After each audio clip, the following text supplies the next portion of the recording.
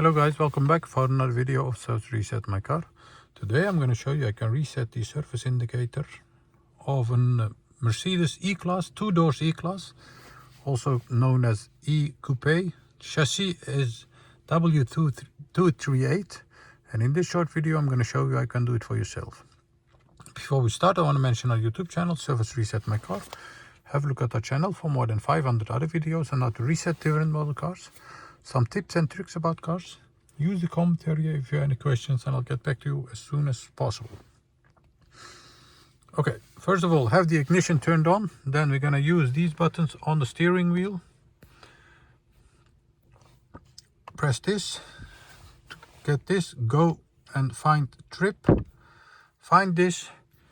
Turn the ignition off. Turn back on the ignition in the first position. The airbag indicator must be turned on. Then we're gonna use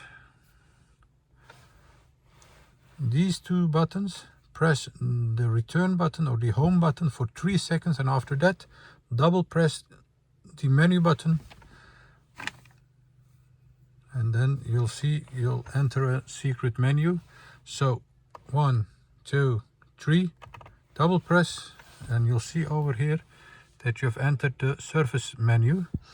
Then press return button once, scroll down for assist plus like this, press to enter assist plus.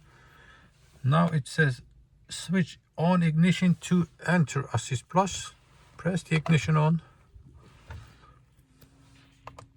then scroll down to full surface, press once, scroll down to confirm surface, press 1, choose your oil grade, scroll down,